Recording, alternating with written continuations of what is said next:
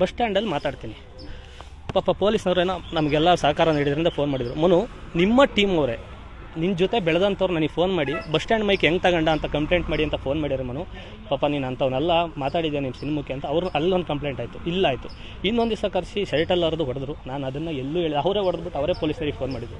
ನಾನು ನಮಗೆ ಜೈಲ್ ಮುಖ ನೋಡಿದವನಲ್ಲ, ಪೊಲೀಸ್ ಸ್ಟೇಷನ್ ಮುಖ ನೋಡಿದವನಲ್ಲ. ಯಾಕಂದ್ರೆ ನಮ್ಮ ತಾಯಿ ನಮ್ಮ ಅಜ್ಜಿ ಇವತ್ತು ನಾವು ಊರಲ್ಲಿದ್ದಾರೆ, ಫಸ್ಟ್ ಹೋಗಿ ಮೀಟ್ ಮಾಡ್ಬೇಕು, ಏನೋ ಫುಲ್ಲು ಸೈಡ್ ಗದ್ದೆನೋ ಊದ್ಕೊಂಡಿದ್ದೆ 10 ಅಂತ ಫೋನ್ ಮಾಡಿದರು. ನಾನು ಮೊದಲು ಅವ್ರನ್ನ ಮೀಟ್ ಮಾಡಿ ಒಂದು ಪಾಪ ಅವ್ರ ಆಶೀರ್ವಾದ ತಗೋಬೇಕು ಮೊದಲು.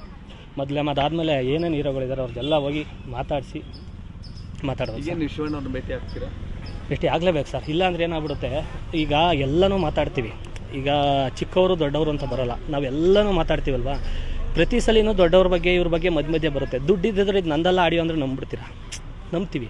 ಅದು ಚೆನ್ನಾಗಿರೋ ಸ್ಟ್ರೈಟಾಗಿರೋ ಆಡಿಯೋನೇ ನಂದಲ್ಲ ಅಂತ ಅಂದಾಗಲೂ ಕೆಲವರೆಲ್ಲ ನಂಬಿಸಿದ್ದಾರೆ. ಇದು ನಾನು ಕೇಳಿದೆ ಆಡಿಯೋ, ಇದು ಮಧ್ಯ ನಕ್ಷತ್ರ ಮಧ್ಯ ಕವರ್ ಸೌಂಡ್ ಎಲ್ಲ ಬಂದಿದೆ. ಯಾವುದೇ ಕಾರಣಕ್ಕೂ ಇದು ನಂದಲ್ಲ ಆಡಿಯೋ. ಇದು ಏನು ಮಾಡಿದ್ದಾರೆ ಏನು ಕತೆ ಅಂತ ಪ್ರತಿಯೊಂದು ಸತ್ಯ ಒಂದು ಟೈಮಲ್ಲಿ ಎತ್ತಿಡ್ತೀನಿ.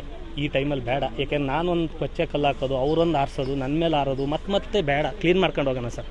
ಒಂದು ಬುದ್ಧಿ ಕಲಿಸಿದ್ದಾರೆ, ಇನ್ಮೇಲೆ ಒಂದು ಒಳ್ಳೆ ಬುದ್ಧಿ ಕಲ್ತ್ಕೊಂಡು ಹೋಗೋಣ. ಯಾರ ಜೊತೆ ಇರಬೇಕು, ಯಾರ ಜೊತೆ ಇರಬಾರ್ದು, ಅದನ್ನು ಫಸ್ಟ್ ತಿಳ್ಕೊಂಡು ಹೋಗೋಣ ಅಂತ ಆಸೆ ಸರ್. Thank you.